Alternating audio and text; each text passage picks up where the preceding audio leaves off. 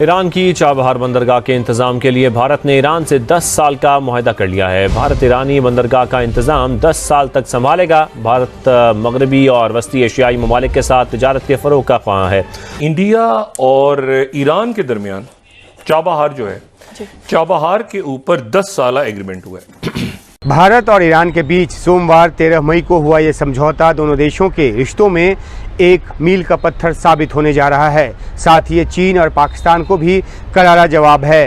आज उनके ports and shipping के मिनिस्टर गए हुए थे ईरान, तो 10 साल मुआहदा कर लिया चाबहार पोर्ट के साथ। आप लोगों को अमेरिका डांटता क्यों नहीं है सर? हमें तो बड़ा डांटते हैं जी। अगर हम उनको बोलें कि जी हमने जो है वो गैस पाइपलाइन बनानी है, हमारे तो गले पड़ जाते हैं वो आके और मना करना शुरू कर देते हैं। आप लोग ऐसा शंकर की तारीफ की गई है, चीन की तरफ से तारीफ की गई है एस जयशंकर की। एस जयशंकर ने वैश्विक समस्याओं को गिनवाया। अमेरिका के प्रभुत्व को लेकर जयशंकर ने कड़ा संदेश दिया। एस जयशंकर के संदेश से चीन खुश हो गया है। रिसेंटली चाइना की तरफ से इंडिया के फॉरेन मिनिस्टर को प्रेज किया गया है। There is no one in Pakistan who can do a storytelling like Jaishankar.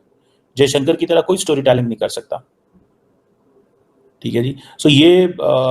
इसीलिए अब उन्होंने पुश करना शुरू कर दिया नए यूथ को, नए लोगों को। ठीक है जी।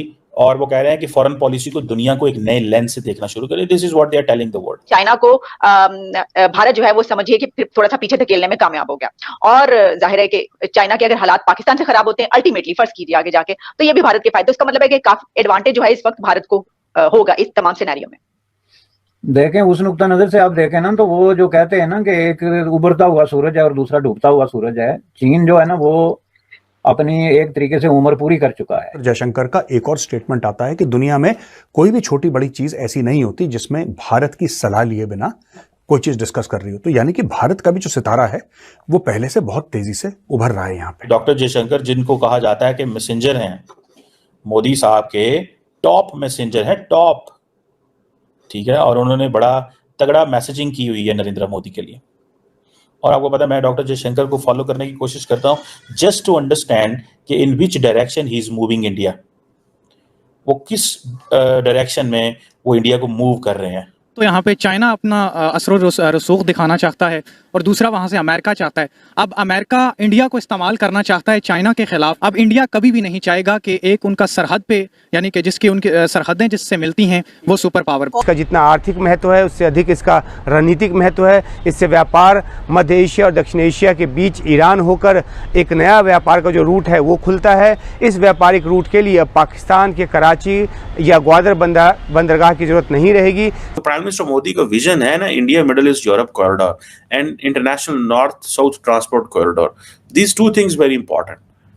So Chabahar port's activation is required when India has to import everything from Russia to Iran, to India.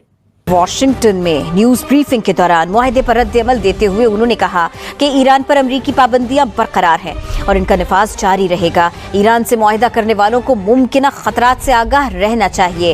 ये लॉबी भारत और चीन के बीच भी तनाव को बढ़ाना चाहती है। दोनों देशों के बीच बढ़ने वाला टेंशन हर तरह से अमेरिका के लिए फायदे का सौदा साबित होगा। Hello friends, welcome to our channel. जैसा कि आपने वीडियो में देखा, इंडिया ने ईरान के साथ मिलकर 10 साल के लिए चाबहार पोर्ट की डील कर ली है। यह डील इंडिया के लिए इसलिए भी बहुत ज़रूरी थी कि उसको मिडिल ईस्ट और रशिया में पहुंचने के लिए एक शॉर्टेस्ट रूट की ज़रूरत थी, जो कि चाइना और पाकिस्तान की वजह से भारत को नहीं मिल पा रही थी। बट अब ईरान से इस डील के बाद भारत सीधा ट्रेड मिडिल ईस्ट और रशिया तक कर पाएगा। इवन यूरोप तक पहुंचने के लिए भी इस रूट का सीधा इस्तेमाल किया जा सकेगा, जिससे भारत को बहुत फ़ायदा होगा।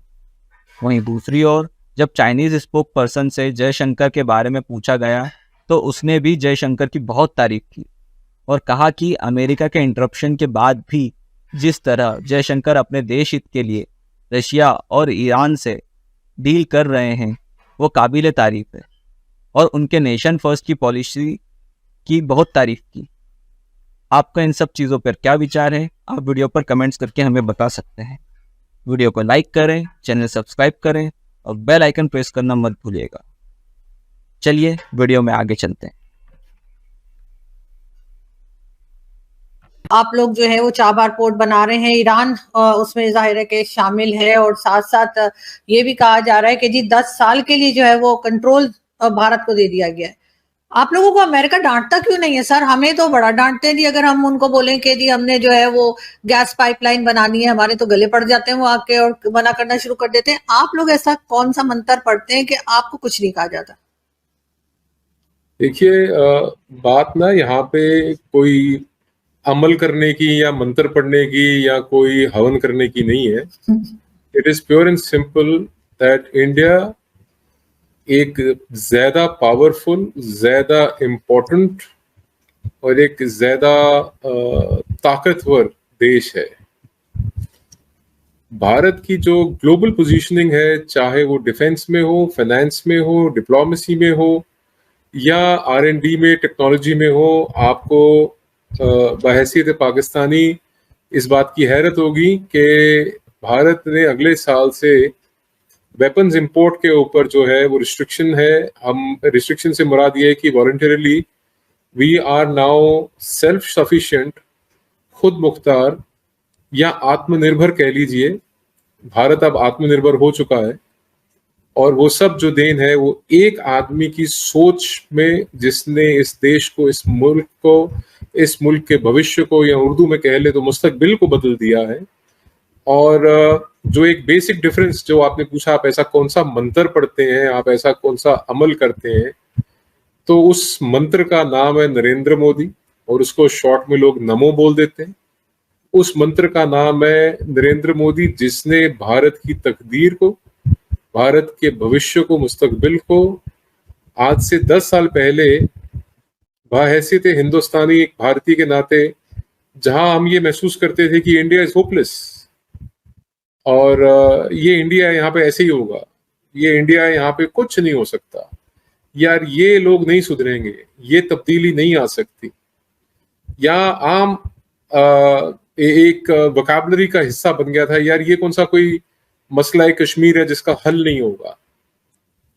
तो ये वो शख्स है जिसने ना सिर्फ देश की इबारत बदली, देश का भविष्य बदला, ग्लोबल पोजीशनिंग चेंज की है।